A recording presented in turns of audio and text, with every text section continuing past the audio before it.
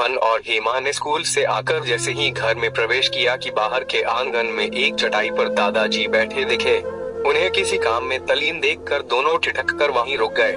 हेमा ने कुछ कहना चाहा तो रोहन ने होठों पर अंगुली रखकर चुप रहने का इशारा किया।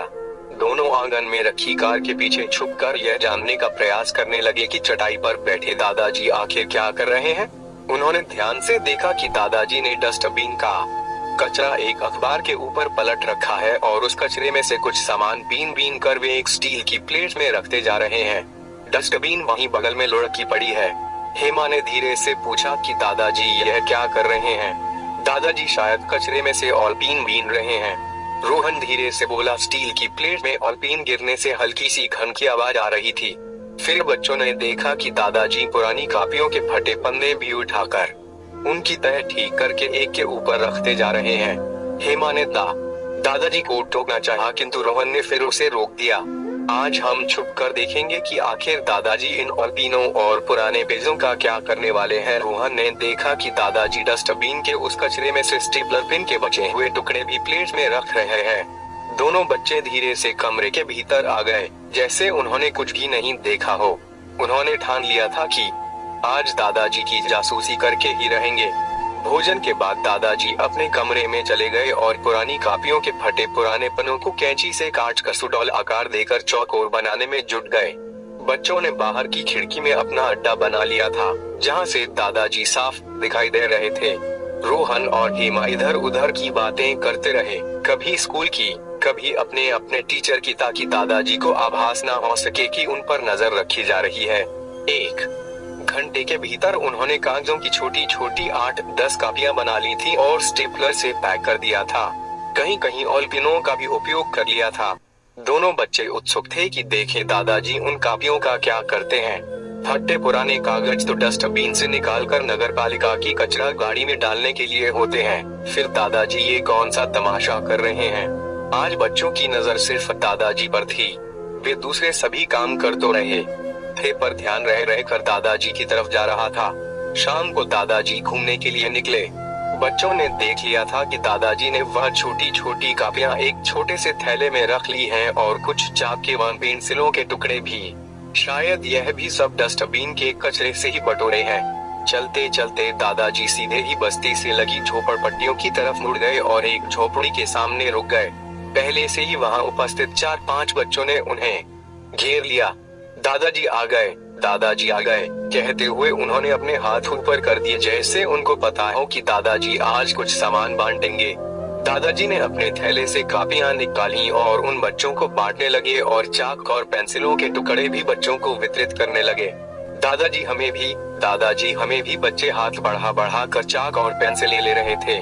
दादाजी हंसते हुए सामान बांटकर प्रसन्न हो रहे थे। अचानक रोहन और हेमा, जो उनका चुपके पीछा कर रहे थे, उनके सामने प्रकट हो गए। हेमा जोर से चिल्लाई, दादाजी। रोहन भी जोर से चिल्लाया, दादाजी आप यहाँ क्या कर रहे हैं। दोनों को अचानक सामने पाकर दादाजी हतप्रभ रह गए। फिर ठहाका मारकर हंसने लगे। हाँ तो तुम लोग दादाजी का पीछा कर रहे थे। उन्होंने हंसते हंसते रोहन का कान पकड़ लिया।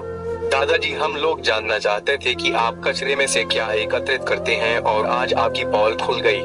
दादाजी आप फटे पुराने कागज क्यों इकट्ठे करते हैं, यह कचरा तो बाहर फेंकना चाहिए। हेमा ने कहा, नहीं बेटी, दुनिया में प्रत्येक चीज की कीमत होती है। जो सामान हम बेकार समझकर फेंक देते हैं वह दुनिया के सैकड़ों हजारों बच्चों के काम आ सकता है।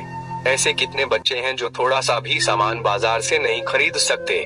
कहते हैं बूंद बूंद से सागर भर जाता है। ऐसे ही फेंके जाने वाले तथा कथित फालतू सामान से न जाने कितने बच्चों का भविष्य बन सकता है। एक एक ईंट जोड़कर मकान बनता है, तिनके तिनके से रस्सी बन जाती है, वे बड़े बड़े वजनी सामान को उठा लेती है। वैसे ही यह छोटे छोटे वेस्टेज देश दुनिया की बड़ी आबादी के काम आ सकते हैं। रोहन, तुमने जो कापियां गुस्से में फाड़ दी थी, उनको काम लायक बनाकर मैंने इन बच्चों में बांट दिया। देखो कितने खुश हैं यह बच्चे। स्टेपलर पिन के टुकड़े, चाक, पेंसिलें तुम लोग रोज फेंकते हो, देखो आज किसी के काम आ रही हैं। रोहन बोला, सॉरी दादाजी, हम लोग छोटे हैं, यह सब नहीं जानते, हमको माफ कर दो दादाजी। आगे से ऐसी गलती नहीं करेंगे और हमारी जासूसी। जोर से हंसते हुए दादाजी ने पूछा, नहीं करेंगे, नहीं करेंगे, हम जासूसी नहीं करेंगे। दोनों बच्चों ने एक दूसरे के हाथ में हाथ फंसाकर और हाथ ऊपर करते हुए नारा लगाया और दादाजी से लिपट गए। आज मैं आप लोगों को एक ऐसी कहानी बता रहा हूँ जिसको सुनकर आप लोगों को बहुत कुछ सीखने को मिलता है।